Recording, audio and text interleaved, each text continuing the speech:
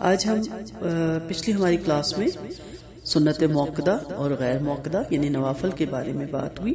ہم نے ان کی فضیلت پڑھی. اللہ تعالی ہم سب کو توفیق دے کہ ہم اپنی زندگیوں میں یہ نیک اعمال کر سکیں. آج ہم دیکھتے ہیں تہجد، قیام اللیل، قیام رمضان اور وتر کے بارے میں. سیدنا ابو امامہ رضی اللہ عنہ روایت کرتے ہیں کہ رسول اللہ صلی اللہ علیہ وسلم نے فرمایا، تہجد ضرور پڑھا کرو کیونکہ وہ تم سے پہلے صالحین کی روش ہے اور تمہارے لیے اپنے رب کے قرب کا وسیلہ ہے، گناہوں کو مٹانے کا ذریعہ ہے اور مزید گناہوں سے بچنے کا سبب بھی ہے. اب کتنے خوبصورت نبی کریم صلی اللہ علیہ وسلم کے الفاظ ہیں اور کتنے وہ اپنی امت کو بہترین طریقہ بتا رہے ہیں. اور اس عمل سے آپ کم از کم دو آگے دیکھتے ہیں آپ صلی اللہ علیہ وسلم کا طریقہ کیا تھا تہجد کا، لیکن آپ آغاز میں دو سے آغاز کریں. دیکھیں اس میں پہلی چیز کہ صالحین، ہمیں ہوتا ہے نا کہ ہم بھی صالحین میں ہمارا نام آئے، نیکوکاروں کے ساتھ ہم دفنائے جائیں. تو تہجد کے بارے میں آپ صلی اللہ علیہ وسلم نے فرمایا ضرور پڑھا کرو، تہجد ضرور پڑھا کرو. اور پھر کہا کہ اپنے رب کے قرب کا وسیلہ ہے. اس وقت اللہ تعالیٰ آسمان دنیا پہ آتے ہیں. اللہ ویسے بھی بندے کے شہر کے قریب ہے، لیکن کچھ اوقات، کچھ مقامات، کچھ گھڑیاں، کچھ حالات ایسے ہوتے ہیں جس میں رب نے خود فرمایا ہے، حدیث قدسی سے ہمیں پتہ چلتا ہے کہ اللہ بالکل اس وقت قریب آ جاتے ہیں. تو وہ ایک وقت ہوتا ہے جب اللہ بالکل آسمان دنیا پہ آ کے کہتے ہیں کہ مجھ سے جو چاہیے وہ مانگو. پھر گناہوں سے مٹانے کا ذریعہ بھی ہے. مزید دیکھیں ہم لوگ کتنی لرزش، بھول، کوتاہی، کمی کر جاتے ہیں، لیکن اللہ تعالیٰ صرف تہجد میں کہتے ہیں آؤ مجھ سے توبہ کرو، استغفار کرو، سارے گناہ مٹ جائیں گے. اور مزید گناہوں سے بچنے کا سبب بھی ہے، کیونکہ انسان جب سوچتا ہے کہ میں رات کو اٹھتا ہوں، اپنے رب کے سامنے کھڑا ہوتا ہوں اور اپنے رب سے التجائی کرتا ہوں، اپنے رب کا قرب مانگتا ہوں، اپنے رب کا دیدار مانگتا ہوں، آخرت میں اپنے رب کی رضا چاہتا ہوں، اور کام کیا میں کر رہا ہوں، تو یہ چیز بھی اس کو مزید گناہوں میں مبتلا ہونے سے بچاتی ہے. تہجد کے بارے میں فضیلتوں کے خزانے جمع ہیں احادیث کی کتابوں میں. اس پہ بات کرنے کے لیے تو ہمیں بہت سی عمریں چاہیے. ایک حدیث ابو داؤد کی آپ کو سناتی ہوں. حضرت ابو ہریرہ رضی اللہ عنہ سے روایت ہے کہ آپ صلی اللہ علیہ وسلم نے ارشاد فرمایا، تم میں سے جب کوئی شخص سوتا ہے تو شیطان اس کی گدی پر 3 گرے لگاتا ہے، ہر گرہ پر وہ پھونک دیتا ہے، ابھی رات بہت پڑی ہے، سوتا رہے. اگر انسان بیدار ہو کر اللہ تعالیٰ کا نام لیتا ہے تو ایک گرہ کھل جاتی ہے، اگر وہ وضو کر لیتا ہے تو دوسری گرہ بھی کھل جاتی ہے، پھر تہجد پڑھ لیتا ہے تو تمام گرہ کھل جاتی ہیں. چنانچہ صبح کو چست حشاش بشاش ہوتا ہے، اسے بہت بڑی خیر مل چکی ہوتی ہے. اور اگر تہجد نہیں پڑھتا تو سست ہوتا ہے، طبیعت بوجھل ہوتی ہے اور بہت بڑی خیر سے وہ محروم ہو جاتا ہے. تو ہمیں ان تمام خیر کو اپنانا چاہیے اور ان خیر سے فائدہ اٹھانا چاہیے.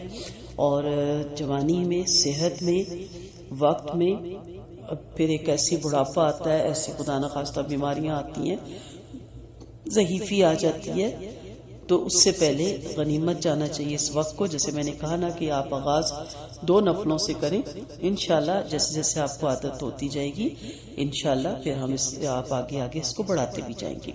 اور اس کے لیے جیسے ہمارے کچھ گروپوں میں ہم حفظ بھی کروا رہے ہوتے ہیں، سورۃ ملک کروا رہے ہیں، اس کے علاوہ اور بھی بہت سے ہمارے گروپ ہیں، اور ہم سورۃ بقرہ بھی کروا رہے ہیں. اور ماشاءاللہ جیسے کہ آپ میں سے کافی لوگ اس میں پڑھ بھی رہے ہیں، اور کافی ہمارے رکوع اس میں سورۃ بقرہ کے تقریباً 8 یا 9 رکوع حفظ بھی ہو چکے ہیں، تو اور بہت اچھے حفظ ہوئے ہیں. تو وہ رکوع بھی تہجد کی نماز میں 2 نفلوں میں رکھے جا سکتے ہیں. اور اس طرح آپ 8 جب رکوع تہجد پڑھتی ہیں، اس کے بعد وتر پڑھتے ہیں، تو اس طرح آپ کا قرآن بھی آپ کو نہیں بھولتا اور بہت زیادہ قیام کی بھی آپ فضیلت اپنا سکتے ہیں. حضرت ایاس بن معاویہ مزینی رحمت اللہ علیہ سے روایت ہے، طبرانی کی یہ روایت ہے، رسول اللہ صلی اللہ علیہ وسلم نے ارشاد فرمایا، تہجد ضرور پڑھا کرو، اگرچہ اتنی تھوڑی دیری کے لیے ہو جتنی دیر میں بکری کا دودھ دھویا جاتا ہے، اور جو نماز بھی عشاء کے بعد پڑھی جائے وہ تہجد میں شامل ہے. یعنی آپ عشاء کی نماز کے بعد اگر نوافل پڑھتے رہیں اور نوافل پڑھ کے پھر وتر پڑھ کے سوئیں تو اسے بھی قیام اللیل ہی کا درجہ حاصل ہوتا ہے۔ آپ صلی اللہ علیہ وسلم کا فرمان ہے، رمضان المبارک کے بعد سب سے افضل روزے ماہ محرم کی ہیں، اور فرض نمازوں کے بعد سب سے افضل نماز رات کی نماز ہے، اسے مسلم نے روایت کیا۔ تو سو کر اٹھنے کے بعد جو نفل نماز پڑھی جائے اسے تہجد کہتے ہیں۔ بعض علماء کے نزدیک عشاء کے بعد سونے سے پہلے جو نفل پڑھ لیے جائیں وہ بھی تہجد ہی ہوتے ہیں۔ جیسے آج کل ہماری روٹین ہے، ہماری ایسی ڈیوٹیز ہیں، ایسے کام ہیں کہ ہمیں دیر ہو جاتی ہے، تو اگر اس میں بھی آپ پڑھ کے سو جائیں تو تہجد ہی ہوتا ہے۔ حضرت عبداللہ رضی اللہ عنہ سے روایت ہے کہ آپ صلی اللہ علیہ وسلم نے ارشاد فرمایا، رات کی نفل نمازوں کی نفل نماز سے ایسی ہی افضل ہے جیسا کہ چھپا کر دیا ہوا صدقہ اعلانیہ صدقے سے افضل ہے۔ حضرت ابو امامہ رضی اللہ عنہ سے روایت ہے کہ آپ صلی اللہ علیہ وسلم نے ارشاد فرمایا، تہجد ضرور پڑھا کرو، وہ تم سے پہلے کہ نیک لوگوں کا طریقہ رہا ہے۔ جیسے پہلے بھی میں نے یہ روایت کوٹ کی تھی، مستدرک حاکم کی یہ روایت ہے۔ بہت زیادہ اس کے بارے میں ہمیں احادیثیں ملتی ہیں۔ اللہ تعالی ہمیں اسے پڑھنے کی توفیق دے، اس میں عمل کرنے کی توفیق دے۔ حضرت ابو مالک اشعری رضی اللہ عنہ سے روایت ہے کہ نبی کریم صلی اللہ علیہ وسلم نے ارشاد فرمایا، جنت میں ایسے بلاخانے ہیں جن میں اندر کی چیزیں باہر سے اور باہر کی چیزیں اندر سے نظر آتی ہیں۔ یہ بلاخانے اللہ تعالیٰ نے ان لوگوں کے لیے تیار فرمائے ہیں جو لوگوں کو کھانا کھلاتے ہیں، خوب سلام پھیلاتے ہیں اور رات کو اس وقت نماز پڑھتے ہیں جب لوگ سو رہے ہوں۔ ابن ماجہ کی یہ روایت تھی۔ حضرت سعد بن سعد رضی اللہ عنہ فرماتے ہیں کہ حضرت جبرائیل علیہ السلام نبی کریم صلی اللہ علیہ وسلم کی خدمت میں حاضر ہوئے اور عرض کیا، محمد صلی اللہ علیہ وسلم، آپ جتنا بھی زندہ نہیں ایک دن موت آنی ہے، آپ جو چاہے عمل کریں، اس کا بدلہ آپ کو دیا جائے گا، جس سے چاہے محبت کریں، آخر ایک دن اس سے جدا ہونا ہے۔ جان لیجئے کہ مومن کی بزرگی تہجد پڑھنے میں ہے اور مومن کی عزت لوگوں سے بے نیاز رہنے میں ہے۔ طبرانی کی یہ روایت تھی۔ حضرت عبداللہ بن عمرو بن عاص رضی اللہ عنہ فرماتے ہیں، نبی کریم صلی اللہ علیہ وسلم نے مجھ سے ارشاد فرمایا، عبداللہ تم فلاں کی طرح مت ہو جانا، کہ وہ رات کو تہجد پڑھتا تھا اور پھر تہجد چھوڑ دی، بخاری کی روایت ہے۔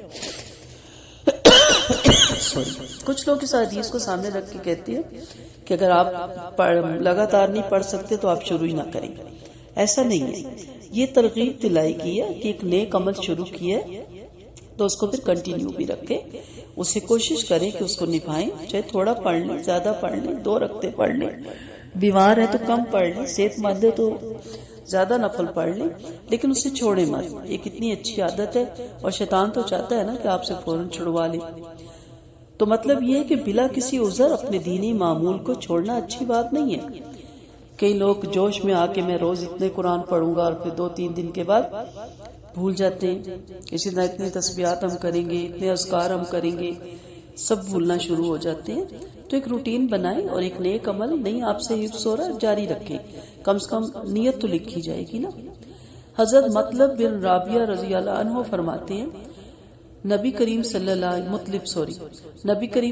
علیہ وسلم نے ارشاد فرمایا، رات کی نماز 2 رکھتے ہیں، لہٰذا جب تم میں سے کوئی نماز پڑھے تو 2 رکعتوں کے اخیر میں تشہد پڑھے، پھر دعا کرے اور سکون سے پڑھے، بے کس اور کمزوری کا اظہار کرے، مسکینیت اختیار کرے، جس سے ایسا نہ کیا اس کی نماز ادھوری ہے۔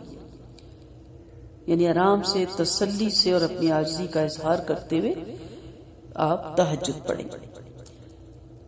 حضرت حذیفہ بن یمان رضی اللہ عنہ فرماتے ہیں کہ ایک رات میں نبی کریم صلی اللہ علیہ وسلم کے پاس سے گزرا، آپ مدینہ میں مسجد میں نماز پڑھا رہے تھے، میں بھی آپ کے پیچھے نماز میں کھڑا ہو گیا، مجھے خیال ہوا کہ آپ کو یہ معلوم نہیں کہ میں آپ کے پیچھے نماز پڑھا ہوں۔ آپ نے سورۃ بقرہ شروع کی، اپنے دل میں کہا 100 آیتیں پڑھ کر رکوع فرمائیں گے، لیکن جب آپ نے 100 آیتیں پڑھ لی اور رکوع نہ کیا تو میں نے سوچا کہ 200 آیتیں پڑھ کر رکوع فرمائیں گے، مگر 200 آیتوں میں بھی رکوع نہ فرمایا تو مجھے خیال ہوا کہ سورت ختم ہوگی تو رکوع فرمائیں گے۔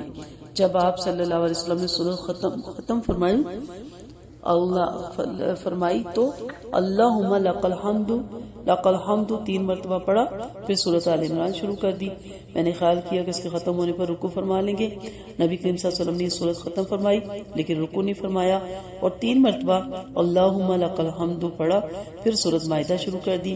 میں نے سوچا سورۃ مائدہ ختم ہونے پر رکوع فرمائیں گے، چنانچہ آپ صلی اللہ علیہ وسلم نے سورۃ مائدہ کے ختم پہ رکوع فرمایا، تو میں نے آپ صلی اللہ علیہ وسلم کو رکوع میں سبحان ربی العظیم پڑھتے سنا، اور آپ صلی اللہ علیہ وسلم اپنے ہونٹوں کو ہلا رہے تھے، جس کی وجہ سے میں نے سمجھا کہ آپ صلی اللہ علیہ وسلم نے اس کے ساتھ کچھ اور بھی پڑھ رہا ہے جس کو میں نہیں سمجھ رہا۔ پھر آپ نے سجدہ فرمایا اور میں نے بھی آپ کو سجدے میں سبحان ربی الاعلیٰ پڑھتے سنا، اور آپ اپنے ہونٹوں کو ہلا رہے تھے، جس کی وجہ سے میں نے سمجھا کہ آپ کچھ پڑھ رہے ہیں، لیکن میں اسے سمجھ نہیں پایا۔ پھر دوسری رکعت میں سورۃ انعام شروع فرمائی، تو میں آپ صلی اللہ علیہ وسلم کو نماز پڑھتے ہوئے چھوڑ کر چلا آیا، کیونکہ میں مزید آپ صلی اللہ علیہ وسلم کے ساتھ نماز پڑھنے کی ہمت نہ کر سکا۔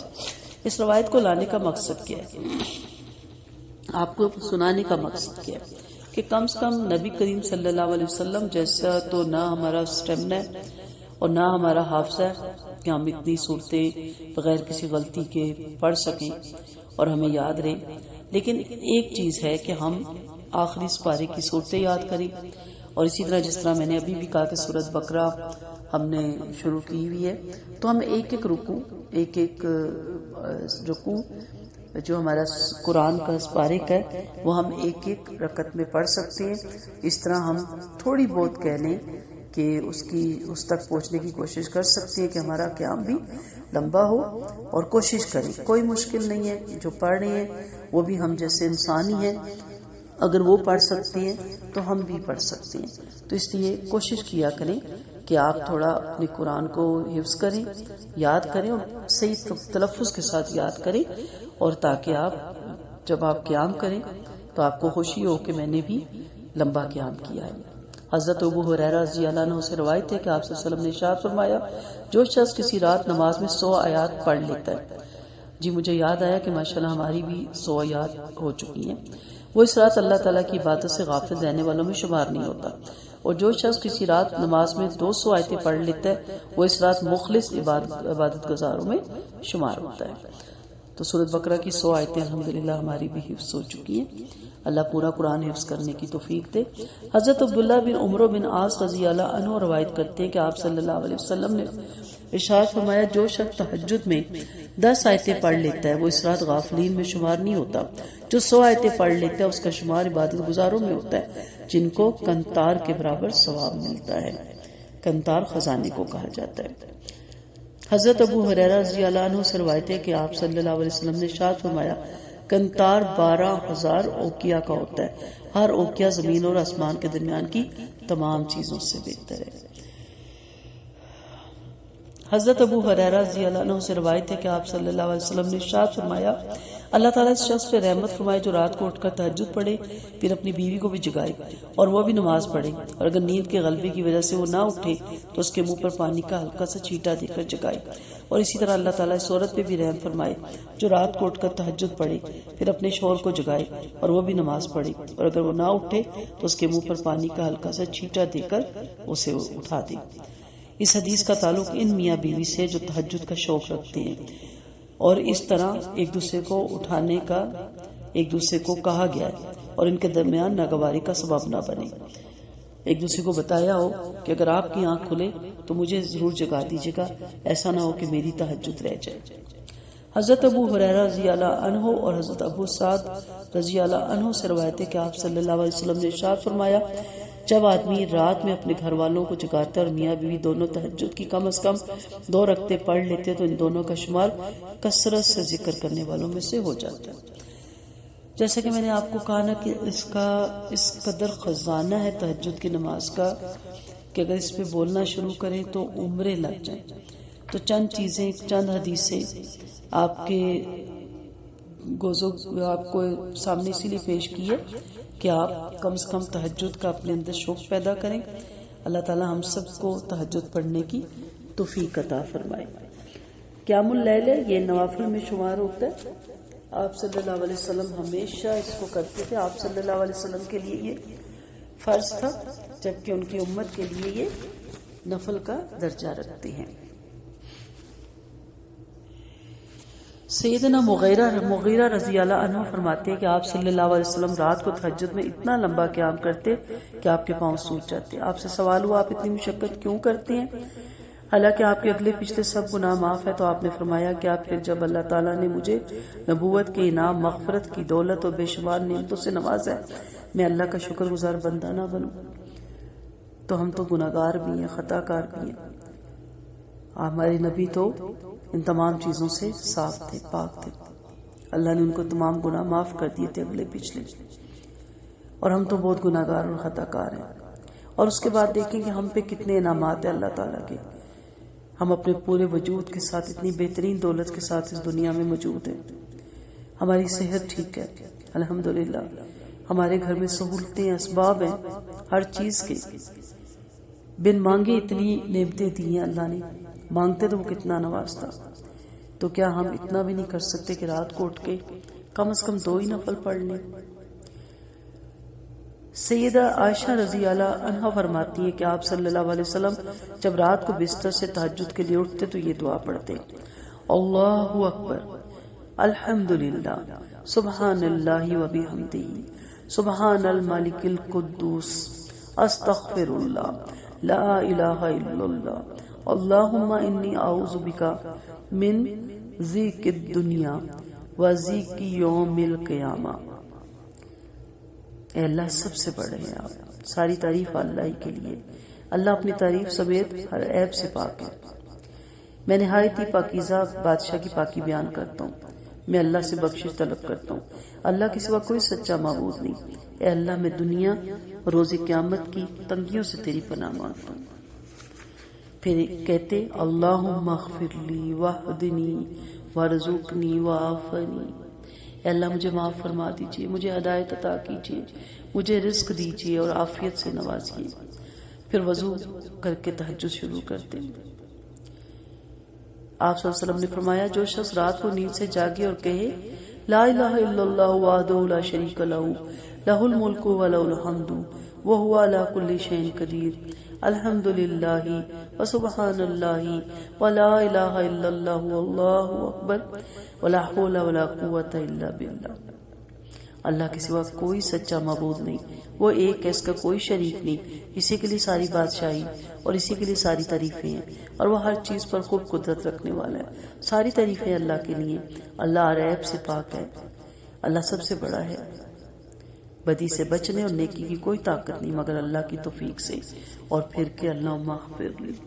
بہت سی دعائیں آپ کو مل جاتی ہیں آپ صلی اللہ علیہ وسلم سے جو مروی ہیں، اور اس کے کارڈ بھی آپ کو مل جاتے ہیں. آپ یہ دعائیں لے کے اپنے کمرے کے اس حصے میں جہاں آپ رات کو اٹھ کے تہجد پڑھتے ہیں وہاں یہ لگا لیں.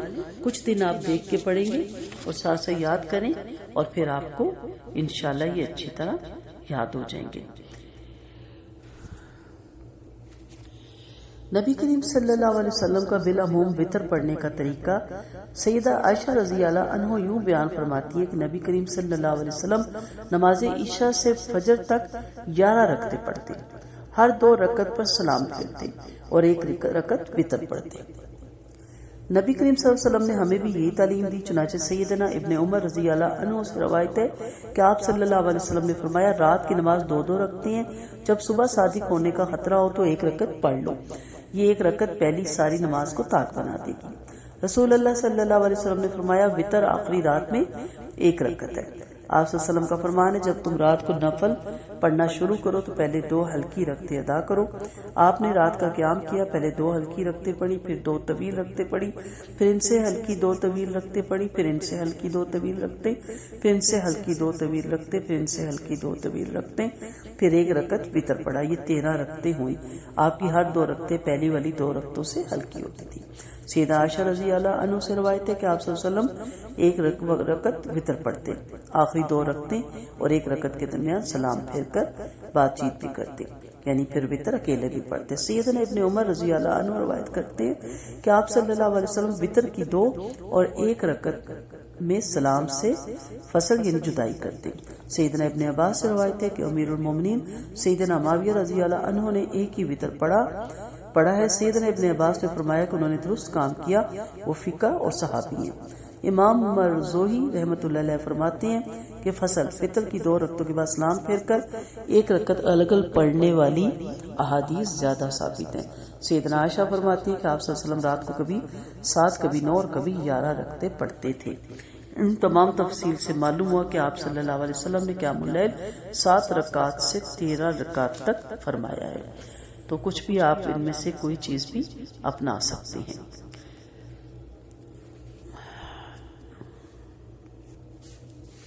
جی وتر کی تفصیل تھوڑی سی لمبی ہے کہ وتر میں مزید کیا پڑھنا ہے، تو انشاءاللہ لیکچر لمبا ہو جائے گا، اگلی کلاس میں ہم وتر کو زیادہ تفصیل سے دیکھیں گے۔ وآخر دعوانا ان الحمد للہ رب العالمین، سبحانک اللہم وبحمدک، نشہد ان لا الہ الا انت، نستغفرک ونتوب الیک۔ السلام علیکم ورحمۃ اللہ وبرکاتہ۔